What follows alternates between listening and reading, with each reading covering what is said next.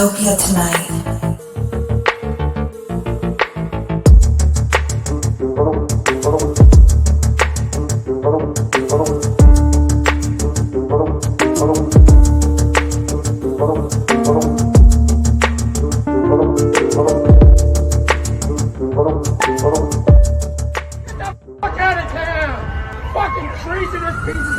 Dystopia tonight. So that's and I have a lot of band like I got my Pink Floyd I'm representing. I got the whole thing on. I made some badges for our screenings that is a drawing that Storm's Illustrator did of a cat with a dog mask because our production company is called a cat called Rover. And I've been putting them out and people are just grabbing all of them. Oh. Like not taking one, but these classic 1-inch badges like you got on. It's so good, dude. I didn't realize how much. I mean, I started it's one of those things where you don't realize you have a collection until somebody's like, "Are you okay?" And you're like, "I don't know." But I started to have them, and then I just had the denim jacket that I used to wear every now and again, and then I started doing this, and I was like, "Oh, it kind of looks cool to have like a few on," because I love Vonnegut, and I was like, my friend got me that. And then I just started throwing them all over the jacket, and now I can't get through airport security. So very cool. that's my that's my good troubles. Yeah, great. Yeah. So you're in New York right now. Are you and how was the premiere, by the way? I'm so sorry I did not get to make it, but that was my own fault. So yeah, I'm based in New York. I'm a little delirious because just was in Hawaii for 3 weeks visiting my father and took a red eye. Red eye, didn't get much sleep because the airlines, as they are doing now, just filling the planes and getting rid of direct flights. And right. So didn't sleep much, and then literally got in the morning, the night of the premiere, and the night before, and I didn't sleep that night because I woke up in the middle, thinking about what I should say. But the premiere was great. I mean, it was sold out screening at Beautiful. the Quad. Yeah. The audience response was phenomenal. We had a Q&A with a very old friend of mine who I hadn't seen in about 25 years or something. Wow. And literally, he's comes up with a microphone and he's about to ask the first question. He says, "I've seen a lot of rock music documentaries, but never one so revealing." And he teared up. Oh, I was like, beautiful. While I was looking at him, and I was like, what do I do now? And I started tearing up. But and the audience is like, what do we do? What do we do? Yeah. So, it's the film seems to have touched a chord, I mean, it seems to be a real kind of, across the board response, this kind of emotional reaction to it. I think it's working on a certain level, but it was, the Q&As were great. We had a great screening on Saturday night. One of the producers on the film, Orion Williams, was there for all the Q&As with me. We also did one Sunday. And Orion's great. He helped a lot on the film and tells this great story about Pete Townsend and how he got in the movie. Nice. And then Sunday we did a Q&A with a third person, a sound designer, Brian Emmerich, who did some of the sound work on it. So it was, he, of course, the first thing he said was, "It was too low, all the work I did." But yeah, no, very, very good vibe, really all around great. And the Quad just messaged us today that they extended the run already. Oh, so it's dude, going to be congratulations. playing another week. Thank you. Yeah, Thank you. That's fantastic. We're really happy man. about that. That was one of the things I wanted to ask you, is how you wound up going about getting people in the film, but I'll get back to that in a second. I kind of want to go back a little bit more. I mean, I did get to watch it because Carol was nice enough to send me a preview of it. It is a beautiful, beautiful film, and I'm a huge music documentary guy. Like, I can't get enough of that kind of thing, and it makes me, one of the things I kind of judge those documentaries on is if I'm, kind of like any movie where you're taken into it, but if I desperately wish I was there by the end, but when it ended, I was like, man, if I could have been actually in that place in that time, I would be happy. If I go back in time and hang with those people and just kind of experience that, even just as a fly on the wall. How did you go about, I mean, is that kind of what you felt going into this? Is that why you were so passionate about making this in the first place? Do you feel that connection to it? What was the impetus to do it? I'd done a film with Storm Thorgerson, Yeah. who I've given a co-director credit, and Storm had the design company Hypnosis in the 60s and 70s. Hmm. I didn't know Storm, but a friend of mine was very good friends with this illustrator and basically said, "Oh, I've been in London and with my visiting my friend Dan, and I was at Storm Thorgerson's studio." And I said, "Who is that? Some Finnish black metal singer, or Storm Thorgerson?" And what and he said, "Oh no, he had the company Hypnosis in the 60s and 70s. They did Mm. record covers." I said, "Oh, of course, I had the Zeppelin stuff and the Pink Floyd and Yeah, some yeah. Sabbath stuff, and I used to be obsessed with those the name on the back of the liner notes because they spelled the company differently. Sometimes it was there were probably typos, Yeah, but yeah. sometimes it was HYP, sometimes it was HIP, and I was Right. like, who is this company? But anyways, my friend had told me that they had just shot a cover where Storm rented a bulldozer and they dug out the sand in a beach in Devon in England, Okay. and they built these steps down and they climbed up on a ladder and took a photograph. And I thought, wow, that is insane. Why would they do that Right. now? And so I kind of got fixated on that image, that he was still working like that. I was still making films in 16 millimeter movie film, Okay. Wow. uh, which I love that sort of quality as digital was coming in. Sure. Big vinyl record collector. Nice. I resisted buying CDs for many, many years, but I've still got a big vinyl record collection. So, Same. I was thinking about that. I couldn't shake that image. And so I bought a book online called Walk Away Renee, long been out of Ooh. print, but it was about, Hypnosis's work in the 70s. Okay. And when it showed up, I flipped through it and I freaked out how many covers they had done that I'd had. Wow. And I was like, who's this guy who shaped my teen psyche? Yeah, yeah. And and so it was a couple, all those different strands that I was thinking about. And I was working on a narrative script. I was about to try and go into production, and I sort of shelved that. I Okay. started shooting email after email to Storm. He didn't respond to any of them. I think maybe it was the seventh one. I wrote a story about seeing Pink Floyd. Mm. It was the first concert I ever went to. Literally, it was the Animals tour, Anaheim Stadium in California. Wow.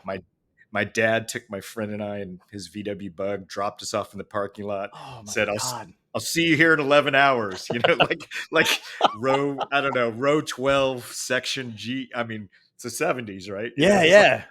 so I wrote Storm the story about going to the show, and that was the thing he responded to, and he wrote back this 3-line note, just said, "I'm in Ibiza on holiday, sounds interesting, doing a Mm. talk at BAFTA, want to come."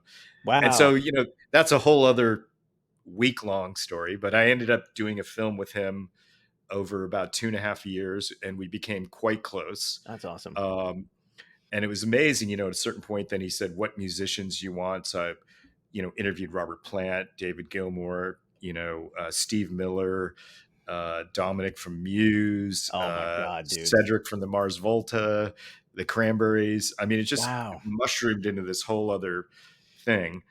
And we were screening the film in Los Angeles, and Rob Dickinson, who's the singer of this band Catherine Wheel that Storm had done a lot of designs for, Right. lives in LA. And he said to Storm, "Storm, Roddy should do the film about Sid Barrett, the proper film that hasn't been done yet." Oh. And and the next morning of her breakfast, Storm was eating his toast and his eggs, and he looked over at me and he said, "What do you know about Sid Barrett, Roddy? Tell me truthfully." And I stopped mid bite of my eggs, and I said, Storm, when I was in when I was in college, I was in a band. I was in band since high school, but I was Right. in a band in college, and the bass player loved Piper at the Gates of Dawn, the first Floyd album. Wow. And we would try and learn the songs, and could never figure them out. And so I said, so my first memory is utter frustration as a kind of mediocre musician. And then I told him, I said, and I also love the lyrics of the solo albums. I thought they were quite lyrical and poetic. Hmm. And Storm just leaned over completely nonchalantly without, stopping to swallow, and said, maybe you are the one. Ooh. And so he said, if you want to do a film about Sid Barrett, I grew up with everybody. I'll produce it. You can direct it. And I said to Storm, I looked at him, I said, Storm, I love you dearly, but I need a few months off from you uh, after, after these, 2.5, 3 years. And so, I went away that summer on holiday, and I bought the main biographies of Sid. There's about 3 or 4 books about him, Mhm. and I bought the DVDs of the films, and I sort of took them on holiday with me, and I read through all of them and watched them, and I thought there was a film that could be done. I didn't Nice. think, you know, uh, besides the fact that no one really knew what happened to him. Right. I just thought, they were pretty, kind of on the surface. Yeah. And so I came back to Storm and I said, Storm, I know you don't know my other films, but the fact that no one knows what happened to Sid over 22 years, I think is a dramatic premise. Yeah. And so I'm in. Um, and so we were in Berlin. He had an exhibition in Berlin, and I was there. They screened my movie on him, and we sat around with Dan, his illustrator, and we wrote out a 2-page outline of Mhm. who we want to interview, also what stories we wanted to dispel or prove and confirm. And then I was sitting at home. This is classic Storm phone call. I mean, you never knew, what would happen. The phone could ring and Storm could be there and he'd be like, Roddy, what are you doing? And I'm like, well, nothing. And he'd be like, can you get me 2,000 teddy bears by Friday? That kind of Right. call. But so one day my phone rang and it was Storm, and he said, hey, Roddy, where are you? And I said, I'm in New York, Storm. And he said, I'm in Los Angeles. We're starting the Sid film. Are you coming? And I said, what's Wow. Storm? I'm at home. And he said, okay. And what I realized a little bit later was that Storm had colon cancer that had gone into remission, Oh, wow. and it was returning. And so, I talk about the film that was kind of a sprint and then a marathon. And now it seems like it's a sprint again, with the release and everything. Right. But I realized, and this, at first, Storm was a character. So I was watching some of the interviews he was sending to me from England, and he was talking over everybody. Someone would tell a story and he'd just like, blah, blah, blah, blah, just talk about whatever he wanted to. Right. And I realized after a few of these that. And here's the thing about that, right? No, I'm just gonna go ahead. Yep. Just fucking around. God. I was gonna go with it. That was very polite of you, by the way, to be like, all right, here we go. That was years of my editing around it, so I understand the editing process of Yeah. that. But I realized that Storm was he was using the film in a way to say goodbye to all his friends. Mhm. Because he would literally, and I would hear bits and pieces of it at the beginning and end, when Wow. they weren't shooting, but he was rolling sound, and he would be like, yeah, I'm doing this film. Roddy Bogawa is the director. He's in New York. I don't know why the fuck he's not here, but I'm going to do the interview with you. But look, here I'm dying too. Oh, So man. it was kind of intense. I did a lot of the interviews in New York, Mick Rock, and I went with him when we did Roger Waters, Wow. and quite a lot of them. I went Jerry Shirley, who's a drummer in Humble Pie. Did that? Yeah. But Did that make it feel like it was almost like, I don't want to say meta, but like a movie within a movie, like with his kind of acknowledgement that he's might not be here for that much longer. He's revisiting himself with other friends. Did you kind of have a hard time parsing that? yeah, I think there's always the question of, number one, how did this film ever get made, and how did it ever get done? Right. And the other one is, why did it take 10 years to make this, to get it finished? Right. And it's a really interesting question, John, because I think I realized also at a certain moment that Storm was using the film to tie our lives together longer, Wow. because we loved being together. Yeah. I ended up helping him produce record cover shoots in New York. Mhm. So I was building fake brick walls in my loft, and things like that. And, That's awesome. hustling up locations like rooftops to shoot on and things like that. Right. So, our lives had kind of become intertwined in all these adventures and talking about music and things and art. And so in a really, on my side, the emotional side of it, I realized he was drawing me in. It was Yeah. like, here's a way, and I joke that he got me to work for free for him for 10 years now. But Yeah, it was pretty emotional, you know, and but Storm was, you know, he was a real character, trooper to the end. Yeah. You know, it'd be like I would call him up and I'd say, Storm, we should interview Tom Stoppard, the playwright, because you know he's done this play that's called Rock and Roll, and there's a character called the Piper, Mm, and I've just read it. It's clearly about Sid, yeah. and Storm would say, I have no interest in interviewing Tom Stoppard, none at all, Roddy, forget it. And then I get a call a week later, said, we've just shot Tom Stoppard. Things like that. So, you Oh, know, that's great. it was always, you know, with Storm, it was classic, you know, and, Mm, you know, and I saw him about, not to jump to the end and be melancholic and morose about it, but this Storm would laugh about this. I mean, I went to see him about 10 days before he passed away because his wife said, Storm's, you know, he's not taking any morphine yet. He wants to be clear headed. right. Can you come? And so I of course I flew out. I flew to London. We sat together for 3 days, and then literally, you know, the last half day I was there, sitting with him, holding his hand, and I said, Storm, I don't know what brought us together, what elements of fate, you know, brought me to you, uh, but you know, I feel you know, thankful and proud. And Storm just looked at me and he said, your taxi's downstairs, Roddy. Don't be so fucking melodramatic. And you know, Oh, that's that was great. that was our last words together. You know, Wow. which was pretty amazing. Good way to remember him. You Yeah, know. absolutely.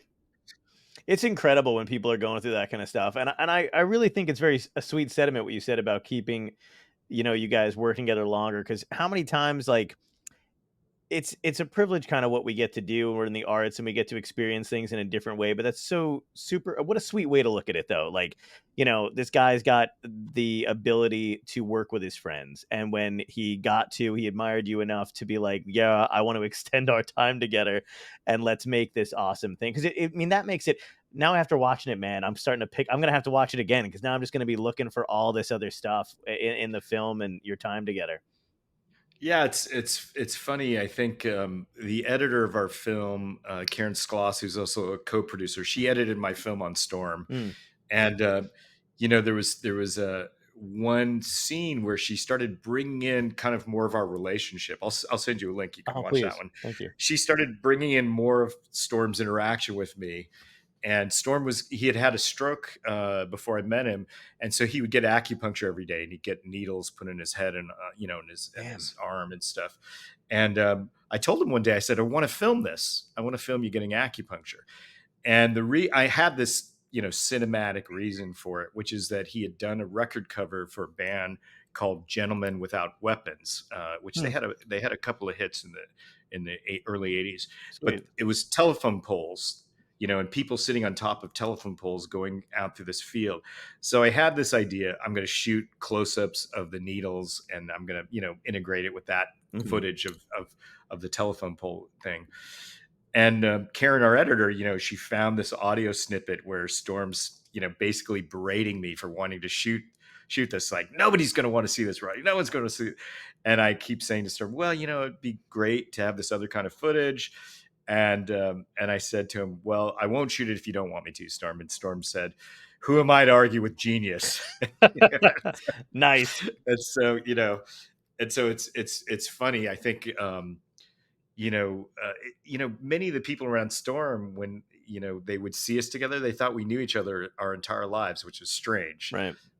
Because, you know, I hadn't known him. I'd known the record covers and, you know, had the affection around that, but didn't know him personally. But we just kind of really hit it off. I mean, the first shoot we did, we went to where they shot Wish You Were Here with the burning businessman, Oh, wow. and Storm, in a classic way, said, you know, wanted to take over. And he said, okay, Roddy, you start shooting this and then pan over to me, and then I'll start the interview. And I looked at him and I said, Storm, you haven't seen any of my films, but I never, ever pan in any of them. And of course, I was totally Yeah, bullshitting right, him out right. loud, you know. But he was like, "What? How will they know I'm here?" And I said, "Well, if you really want, I'll do that shot and that shot, but I don't pan the camera." And and then the very next time we were, you know, doing the next shoot, he said, "Okay, where do you want me to stand? What do you Ah, want me to do?" And so, it was interesting. We had a quite, close relationship after a little while. That's awesome. And then when you guys got to do those interviews together, how would you? I mean, were they different than when you would do them alone? Would you feel like letting him lead a little bit more since he knew those? Yeah, I mean, we wrote the questions together a Okay. lot of the times for some of the people. So even if I wasn't there, he would ask the questions that I was sort of, interested in from getting. But the main thing that we always talked about from day one Hmm. was that if we were going to do this, we wanted it to be an intimate portrait, from the inside out. Right. That was our main goal. So with whoever it was that we interviewed, we talked about, okay, what can we maybe use to prod them, to try and bring up a memory, maybe something they wouldn't expect. Because especially with rock musicians, I mean, you do a lot of interviews. Mm-hmm. There's many times where they're just saying the same thing over and Yeah. over and over and over again.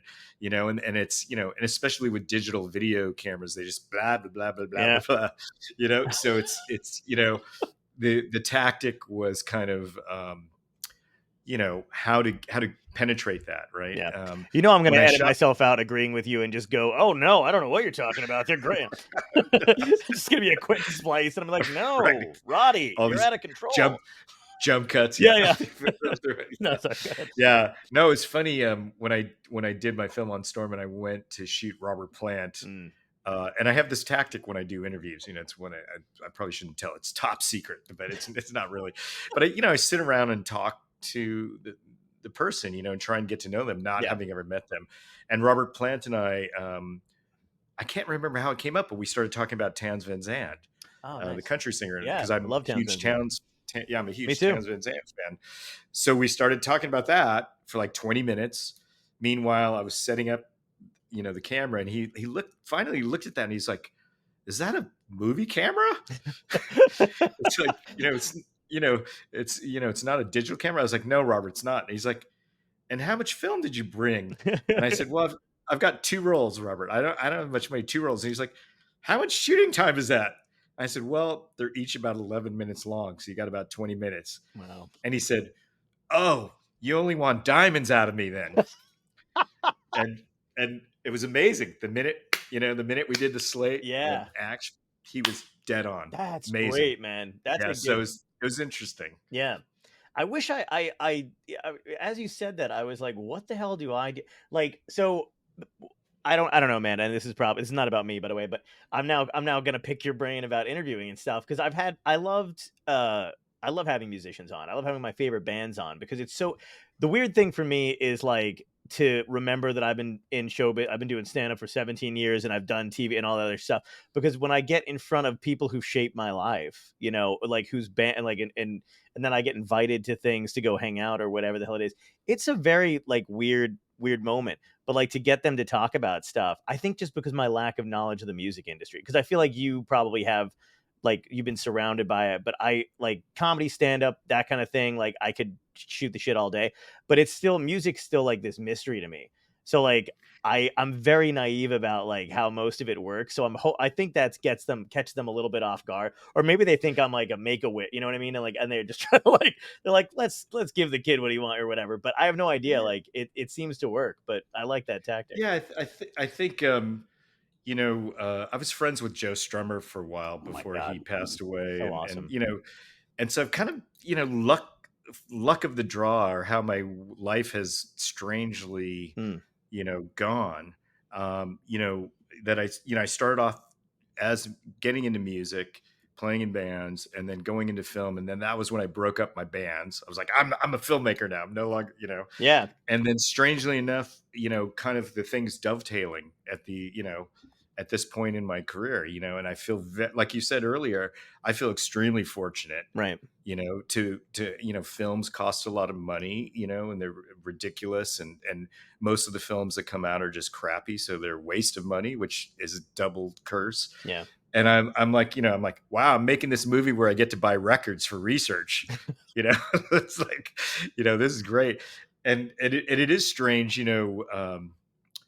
meeting these characters. The Clash was a huge part of my teenage life. I saw them twice, never met them. I mean, they were for some strange reason, they were already not hanging out as much as other punk bands. I met a lot of the other punk bands in LA. Wow.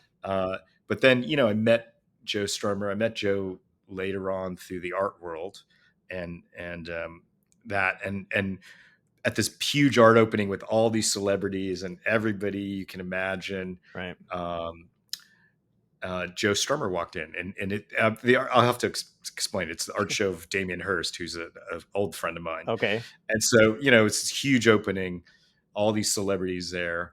Joe Strummer walks in because Joe and Damien had become friends because they lived near each other.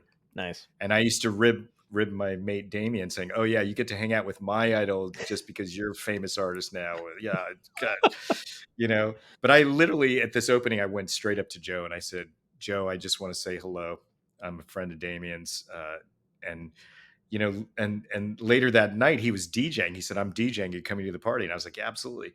And I was sitting there with my friends standing around. Joe was playing reggae, and I hear this, Roddy, and it was Joe. And he said, Wow. "Come on!" And so I went behind the table. This is a table with CD players. Yeah. It's like, he's like, "What do you want to play?" I was like, "Let's play old reggae." And so we were like spun old reggae CDs. Like, Oh my God. and I was just like, "Wow, this is kind of amazing." Right. So and he, and it's interesting because I never really talked about the Clash with him.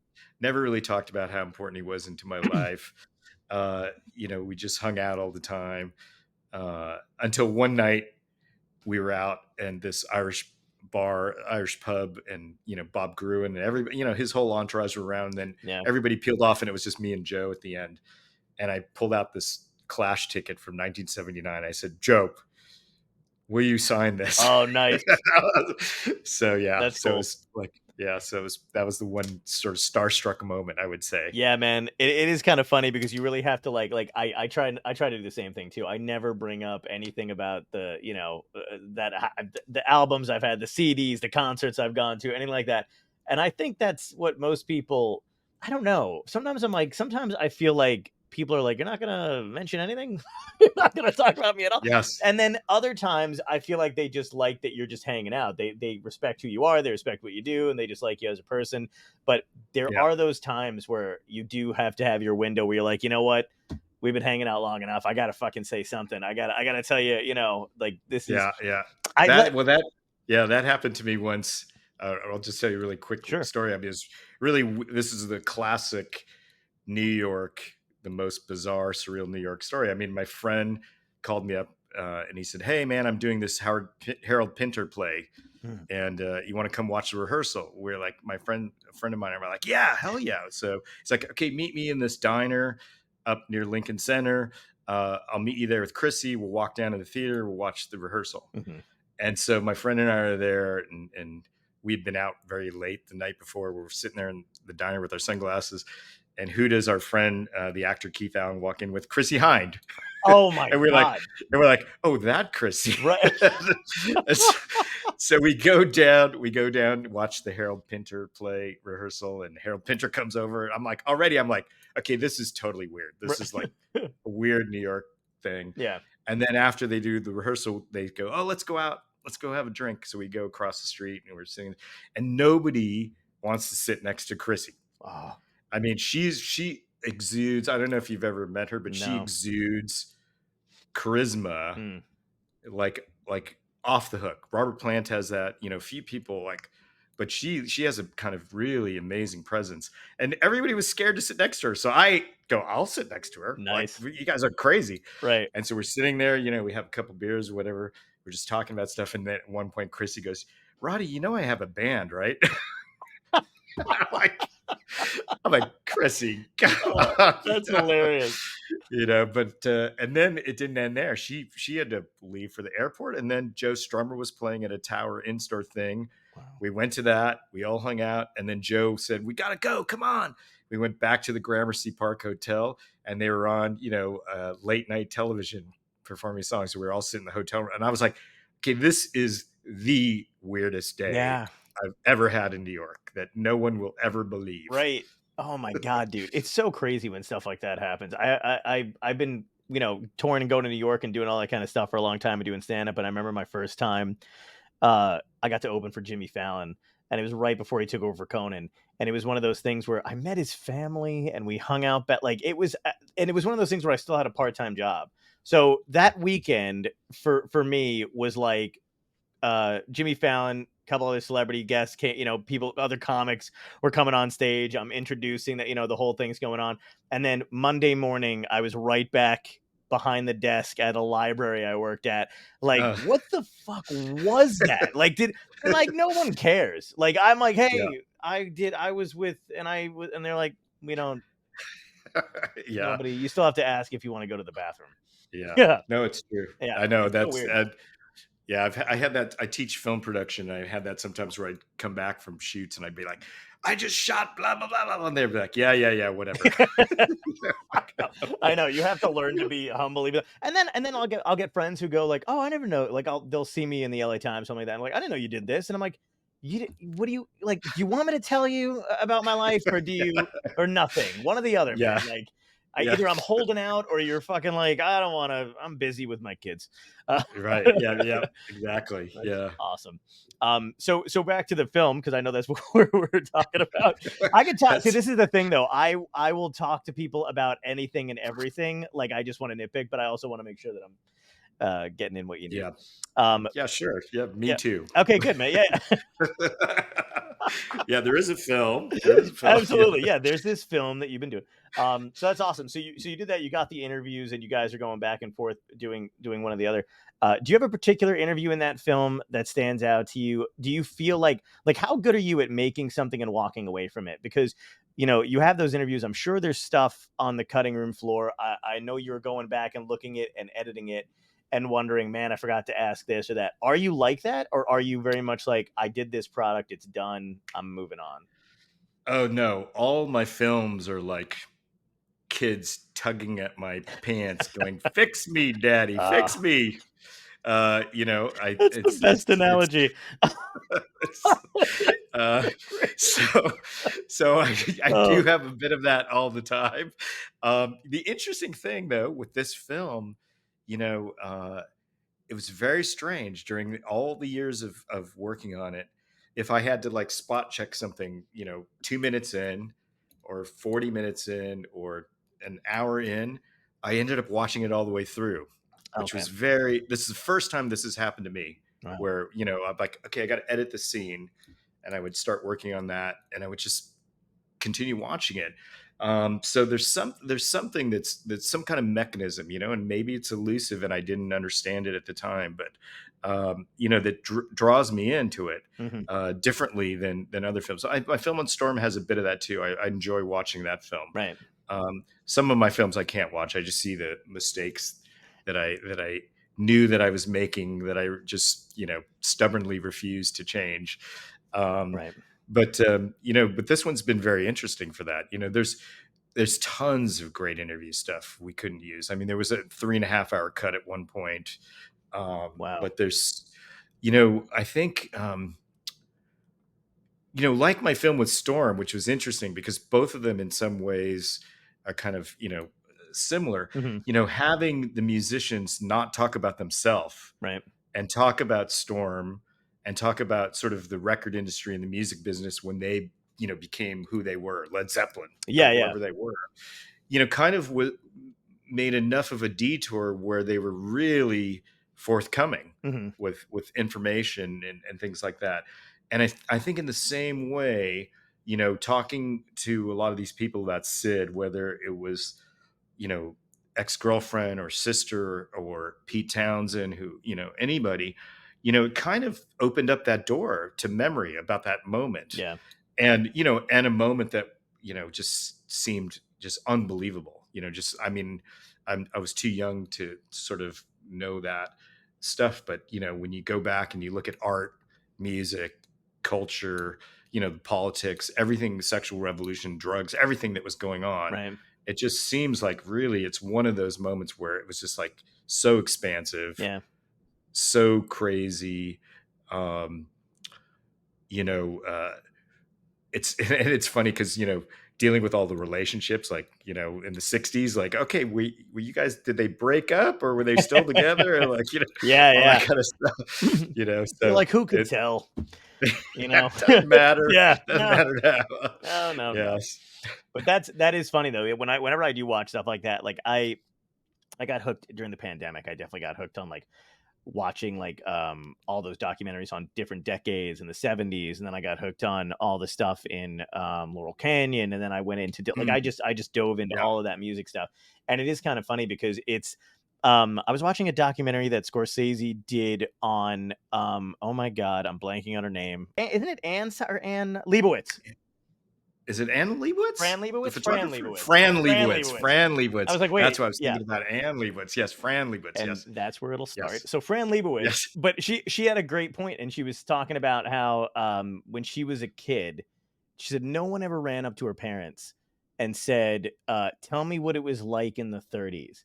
And she goes, "But Mm. every day when I'm on the street and I meet somebody who's young, they ask me what it was like in the '60s, what it was like in the '70s, what it was like to be alive around that." And it's just one of those times where like it does seem like magic and fantasy, and no one knew what was going on, but everyone was just flying by the seat of their pants, and like art was flourishing. Like everybody seemed to appreciate one another too. Like that was the other thing too. I don't know that maybe I'm naive about it, but I didn't see too many rivalries, but I did see a lot of fascination for other people's craft, in the music industry. Yeah. Like, oh, we were excited that so and so was rolling through because we had heard about them performing here, but we'd never seen them before, and and they just wanted to see what they were doing. So it was Absolutely. Yeah, absolutely. I think that, they didn't, the music industry didn't exist as it does now yet. right. Right. So it was really,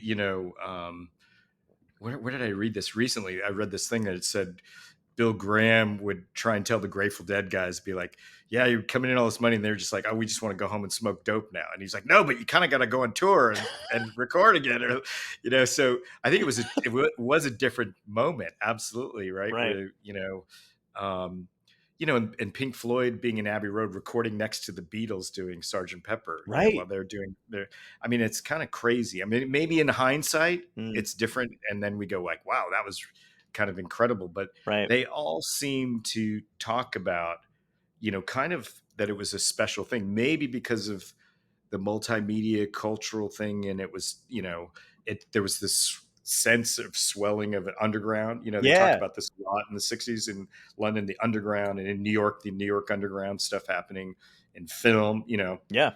I don't know where if underground came first from the New York underground filmmakers, but that idea of the underground Seems like it.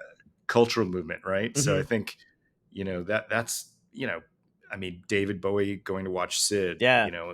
UFO Club and stuff like that. I mean, it's pretty wild. Right.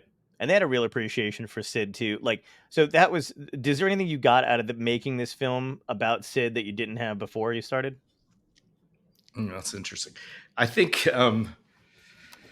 one thing that I mean, there's two things. There's one of which is that when Sid died, they auctioned off all his belongings in Cambridge. Wow. And so, they had his chair, like a very ratty kind of easy, lazy boy chair. Right. Um, a bike, a couple of bikes, but not the famous bike from the I bike was just song. gonna But ask. yeah, I was it's like, just a couple of things.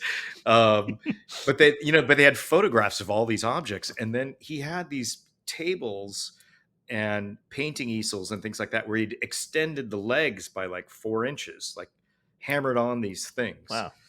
And built speaker boxes. They were actually custom made little speaker boxes that he'd built, hand painted and things. And one of the stories that's repeated in every, article or whatnot and things like that about him was of a neighbor who would take out the trash and say, oh, I would hear him banging his head on the wall in the middle of the night Wow. and screaming like a dog, like he's crazy. Right. And then when I saw these pictures of these things, I was like, hang on, he was building stuff. It's like, so, Right.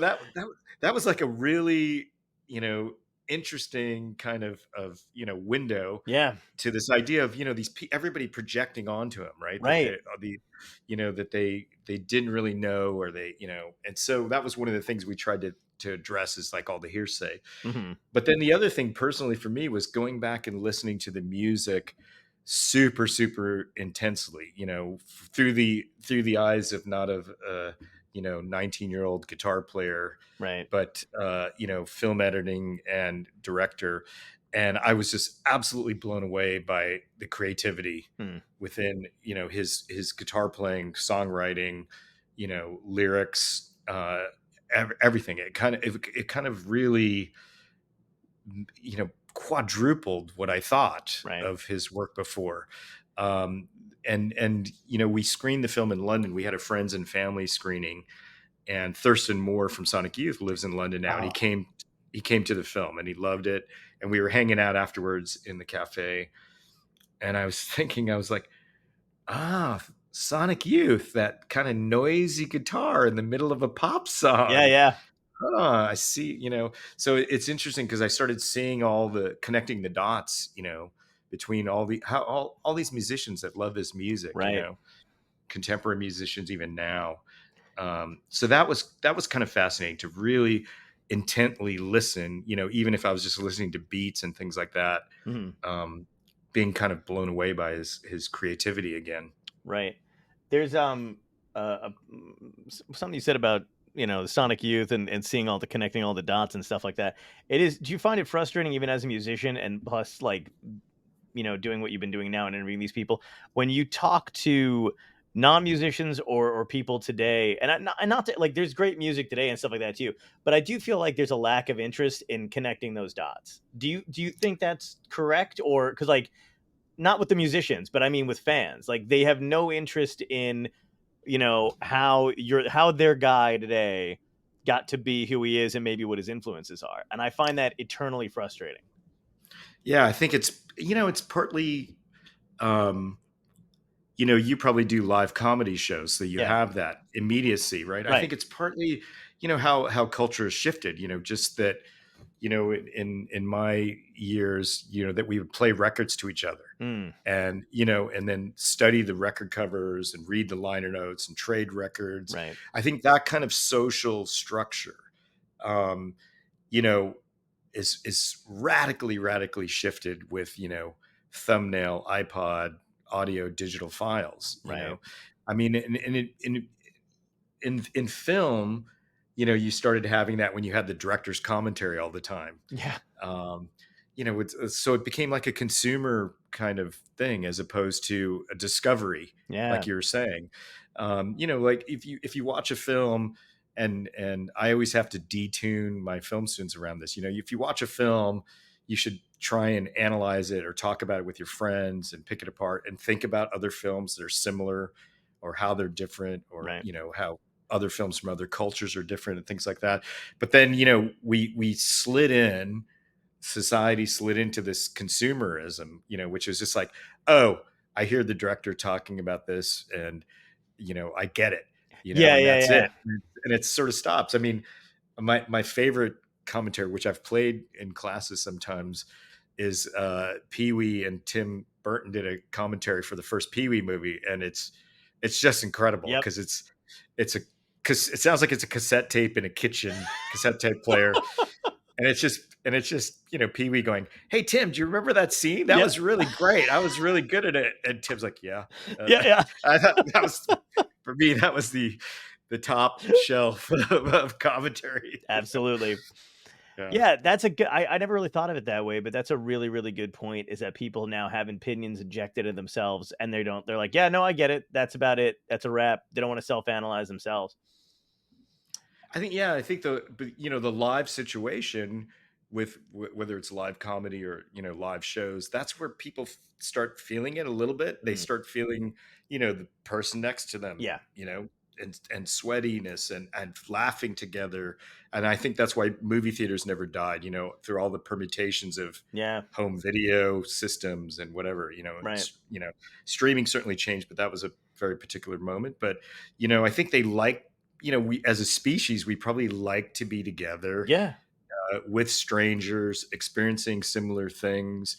And so I think with music in particular, it only exists. I mean, maybe that's why these big tours still boom. Like Sure. Lollapalooza was probably the first one.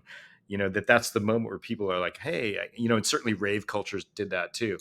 Uh, but I think yeah, the consumption of the music, and I think I'm not anti-piracy, anti any of that stuff, but just it Yeah, became yeah. a different thing, Totally. and I think we haven't figured it out, how that's affected us, inside, Yeah. really. And we're all striking about it right now. So it's like it's still one of those things that's like ever changing, and also we know we're getting screwed somehow. We just don't know how. Yeah, absolutely. Yeah, yeah, But yeah, that's the thing about comedy shows too. Like I have the hardest time explaining to people that it is not the same when you're live and you're out in the like when I'm touring and I'm out in the country, and I'm either whether I'm in the Midwest or if I'm in.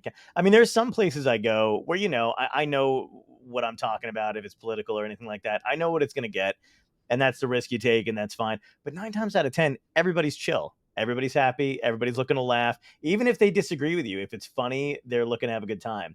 But because of how it's kind of processed in every different form of media outlet, like whatever, people just think they have an idea of what goes on without actually going. And I'm like, yeah, no, everybody's fine. Like we're all kind of getting along when we're out there. If you're going to a comedy club, yeah, you're looking to have a good time. If you're yeah. if you're sitting at home scrolling, you're looking to hate something. And I have to be 100% transparent. I'm terrified of comedy are shows. you really? Yes, because, Oh, well, I'm not saying it out of ignorance. no, no, no. And my wife can testify to this. Every freaking time I've gone to a comedy show, Mhm. I'm the one that gets picked out. Oh no. Like, and when I was dating my future wife, I told her that. She's like, I want to see this comedy show. And I was chasing her. So I was like, yeah, okay, yeah, yeah. But, I just got to tell you this, and of course, first 5 minutes, hey, where are you guys from? I've got a Oh blinking light on my yeah. head. No matter where you're sitting, they're like in the back corner row. Exactly. So, You're like, there's no uh, lighting. How could you see me? yeah, Um, but I grew up in LA, going to see the Richard Pryor live at Sunset oh my Strip God. Films, all that stuff. I mean, that was my, Yeah. that was my generation. And those are amazing. Did you hang out at the Comedy Store when you were younger? I did not. Okay. I've been there. I've been there a little Since bit, yeah. yeah, but I didn't hang out there. Yeah. Yeah. I mean, I was in the Whiskey and the Starwood and Oh, nice. all the clubs down the street. Roxy. Oh, But that's yeah, cool, man. that was kicking off. That was kicking off then too. Yeah. Absolutely. Yeah. That's another cool scene too. Like I love the combinations of like everybody that was kind of hanging out at the time. Because when I moved to LA and I was there for a little bit. And my first time at the Comedy Store, I was brought there by Carl Above. Do you know Carl? He passed away a Mhm. few. He was one of the original outlaws of comedy. He was Sam Kinnison's best friend. Oh, And yeah. Alan Steven, who was another one. At like those three were like the original outlaws of comedy. So when I got out there, I'd been friends with Carl for a long time, and I'd opened for him for a bunch when he lived in New York. So I got out there and I let him know, and he's like, have you been to the Comedy Store yet? And I was like, no. And he's like, midnight, be there. You're coming with me and Alan. And I was like, fuck. And I went, and it was a blast. I mean, just going with those two, it's like going with two kings. You know what I mean? Like they Yeah. basically, and we did some time, and we had a really really fun time there. And Brody Stevens was like he was still alive, so he was hanging around. All these other dudes, but then they just started talking about the musicians that used to hang out at the Comedy Store back in the day, because where were you going to go when you were you know what I mean? Like you would either go to the Yeah. clubs to watch those guys play, or you would go to the Comedy Store and hang out and all these different bands and shit. And I'm like, that's what I'm saying. Like, I want to go back and visit and like hang out around that time, because no one's really doing too much of that today. Like, I don't think Yeah. anyway. No. Listen, I have vivid memories. I mean, that was the moment where I was hanging out, on Sunset and stuff, going to all Mm, the shows. I have vivid memories of, driving down Sunset, or, with my friends or whatever, massive lines outside the Whiskey, right? yeah, And massive lines outside of the Roxy, and massive lines outside the Comedy Store. I mean, it right. was like this, it was like the same thing happened. It was all, Yeah, LA was a very interesting time then, but it was definitely, everybody was hanging out at the Rainbow and Sunset Marquee or wherever, right? Too, Yeah, I hit up together. all those places when I lived out there. Like I was just like in awe of, and my friends would be like, "Would you stop looking around?" Like, like no, but you don't understand. Like I've seen, like I've read about these places in books. Did Yeah. you? I wanted to ask you when you were going from a musician to directing and stuff like that. Did you have trouble switching hats at the time? Like what you know? No, you know, it was strange because, I'm going to sound like an arrogant musician, but it was, the bands I was in were kind of like my band, Yeah, yeah, So it was like I was writing the songs, I was singing, I was a guitarist. nice. And I shouldn't say that because the other guys were always great, but Hmm. I jokingly say that now. But it was really strange because I remember being in bands and I'd show up and I'd be like, "Hey, I wrote this great song. We got to learn it." And the drummer just had a fight with his girlfriend. The Right. bass player's hungry, and you're like, "No, this is a really great song. Come on!" It's like dragging a pile of dead bones along with you. Hmm. In terms of that. And so it was interesting because when I started making films, at first I made films with only a few people, but then once I started doing bigger productions, it was a crew, small crew, five maybe, Hmm. but it was a very similar kind of feeling I had. All of a sudden it's like, oh, you've got to convince these other four people or six people to follow you over the waterfalls, to trust you, and Right. and get them all kind of singularly focused on making something else, Yeah. um, and I think the big thing also I realized ego wise, which maybe I learned from the band stuff, was that to trust all the other people on a film crew. So it wasn't like one of these directors, just telling people what to do. I was like, man, you'd never work with a great drummer and bring them in and go like, "Hey, can you play this?" You just wouldn't happen, right? And so like when I started working with film crews, I was like, why would I tell the camera person where to put the camera, right? Or Right. how, I pick up the person as a camera person because I like their work and I love what they do. And that's, maybe like a jazz, those jazz bands used to do that, but you just go like, they're going to make this better than I would make it, That's smart. And so it was interesting in terms of that. Also, similarly, the dragging the dead bones, over the waterfalls too. There's a bit of that in filmmaking, Yeah. especially independent filmmaking. Which is always difficult, always uh, tiring, and always you're strapped, Hmm. right? Did you run into any of that with this?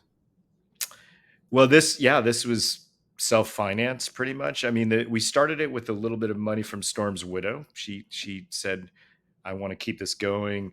A production company, Believe Media in LA, came in and helped us a bit in the beginning, but it was done for nothing, over Right. all these years. We weren't backed by any music publishing companies or any record labels.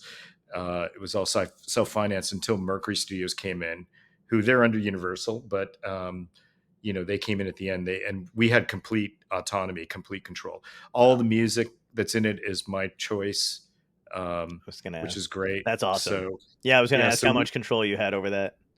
yeah, we had apps. I had 100% control. I Beautiful. mean, there was some compromises I had to make with some images where, some photographers wanted 10 grand for 2 seconds or something. But, Wow. you know, but, everyone was really generous. And in the end, I feel fortunate that, Hmm. that we had this kind of support, but they've all been very supportive.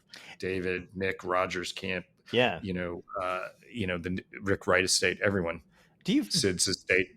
do you find the same obstacle? So what would be your biggest obstacle in getting like you got all those guys to come and do the film, and I'm sure like anything else you have to get through managers or agents and stuff like that. Was there an obstacle in particular with this one? Did you find it, or do you find when it's somebody like a Sid Barrett, somebody that you're doing it about, people are more eager to jump on it?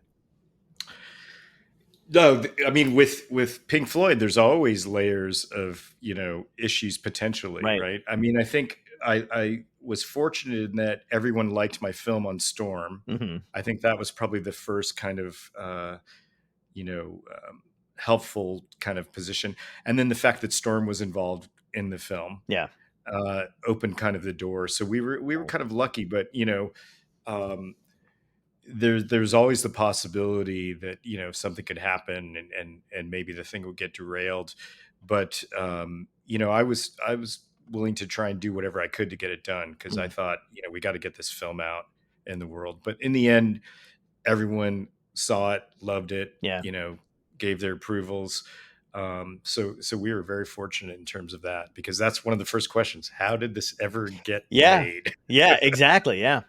And I'm glad stuff like that. I mean, are you one of those people, like, do you watch other documentaries, or are you like, I do. that's Yeah. awesome. Yeah. Okay, cool. Yeah. Because I feel like there's a lot of that stuff being made now, and I can't get enough of it. I want to know more Yeah. about it. Like, everybody's kind of, and I hate to say it, but everybody's getting older. People are kind of fading away and disappearing, and I don't want to lose those stories. So guys like yourself, and I got to see I went to the premiere of the Carlin documentary, because I'm close with Mm. Kelly, and Michael Bonfiglio and Judd Apatow did that one. And I mean, you guys can make these, by the way, as long as you like. I'm like one of those people, like, I'm a Marvel nerd, so like, there's not, they're like, oh, we had to cut it down from 4, it was too, no, it wasn't, keep it going. Like, I want to Yeah. like make them as long as possible. But I like, I have a great appreciation for people who can take these stories and channel them into a clear You're very generous. I have the opposite take. oh, no having, way. having watched a lot of them. Yeah, I hear you, man. I get it. No, I mean, I'm half joking. I think I always say, like, not everybody deserves a movie. Oh, that's okay. That and then, one, yeah, I and get then, that. yeah, Yeah, and then, I think, as technology has shown us, it's too easy to do this in some ways. So, yeah. but no, but I have to joke about that. But I think, yeah, you're right though. It's like, how long should a film be, or how long should a Right. film take to make about someone's life? Yeah, I mean, like, it's complex. it is. It's And there's diary. I mean, it depends on what they leave behind too. If you can find, yeah, diary entries, notes, and journal, like all that other stuff, it's a lot. I mean, I don't even know yeah. how you keep all that in your head and go through it. And I mean, it must be like a puzzle. It absolutely is that. Yeah, Yeah. it is a jigsaw, Tetris, torturous anxiety puzzle. Yeah. I love describing art that way. It is an arduous process. I wish I was a fucking banker. No, but this was, it's great. Yeah, I think absolutely. I think you nailed it on the head earlier. It's a privilege Yeah. to do it. I feel very fortunate. I'm just, I'm just happy. It seems like this film's hitting at the right moment. It is. because I always feel like I make great movies, but they come out at the wrong time. So maybe this one's gonna be the one. Yeah, man. I'm gonna tell strike a everybody chord. about it. I can't. I mean, it's phenomenal, dude. And I'm gonna ask you. I realize that we're up on an hour now, so I'm gonna ask you the 3 questions. Oh, That, okay. Yeah, yeah. sure. Yeah. I was like, holy shit, it flew. So if you can go back in time and talk to your younger self, what piece of advice would you give yourself that would help you today? Wow. That's I should have expected that question. It's my 'Cause softball question. So the other 2, it's okay. Okay. Uh that's interesting. How long do I have before I answer? I no, would you say,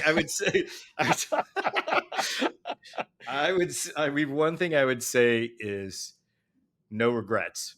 nice. Never have regrets. Follow the winding, weird trajectory, because you don't know where it's going to go. Love But that. one thing is no regrets. And that's kind of a mantra my friends and I have. Oh, that's beautiful, dude. That's nice that you share it with other people too. Second question is, what had to end in your life, good or bad, that led you to where you are now? Ooh. What had to end? Well, I was working for an artist. This is a good question. And it was amazing. We worked 3 days a week. Okay. 12 to 10 at night. I was paid very well, because it was the end of the art world in the 90s, where artist assistants could get paid very well. Nice. And then Black Friday happened. and then one day, this artist who, we're very good friends, and I've come full circle to this. He said, "I'm closing the studio. I'm going to Bali." Oh, wow. So literally, you know, and he said you can have my designer chairs, whatever you want out of the house. But Holy shit. so I went from, you know, having this existence of being in the art world and hanging out and, you know, having a decent amount of money and just being like, man, I'm in the center of it. Yeah. So all of a sudden, you know, studio's gone. And strangely enough, that was when I applied for a teaching job for filmmaking, and I went back to film. Oh, nice. So, you know, that was, and then lo and behold, you know, 30 years later, here we are. Wow, that's great, So, dude. yeah. And the last question ties into the show. So if this was a genuine dystopia, more so than it is now, and you wake up and you find out it is everyone's last day on Earth, what is happening? Is it? Do you think it's like economic collapse, climate change, aliens, zombie invasion? What would be your perfect end of the world scenario? And how would you want to go out? What would be your epic death? Oh God, that is okay. That is a doozy of a question. I'm sure everybody says that, right? They probably go like, "What?" It's. I love that it's become a staple. So I'm gonna keep running with it. You know, I love dystopic future movies. Yes, me too. So I would tell you, you know, I would probably have to reference those in my version of the answer because you know, maybe this dovetails full circle. My father got me into films when I was very young, taking me to see The Poseidon Adventure, Nice, Planet of the Apes, Towering Inferno, Earthquake. I saw Earthquake in the Cinerama Dome with Shake-a-Vision or no whatever way. it was at the time, where the chairs shook. That's so So cool. you talk about a dystopic future. That was it. So maybe watching a movie. Oh, nice. All right. That's it. Just be like a dystopic future movie, though. However, you are the first one to say watching a movie, and I really like that a lot. That is fantastic. You know what I love now? I'm picturing you in a theater watching a movie, and like, but you've got the 3D glasses on or whatever, and like a meteor takes out the side of the building, but you still think you're like, this is fucking awesome. right? It's incredible. Yeah, that's awesome, dude. Well, thank you so much for doing this, man. I really appreciate your time and you coming on. And is there anything you want me to plug? Anything you wanted? Any other projects you got coming up that you're looking to? No, I mean the only thing I'd say is it's amazing because they've extended our theatrical run through September. Beautiful. Which is absolutely bonkers, you know, for a movie nowadays. Yeah, you know, it's really the art houses have really picked it up.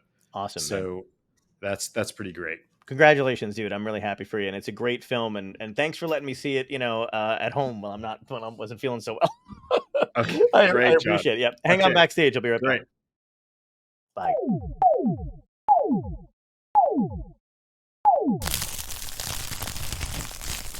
Dystopia tonight.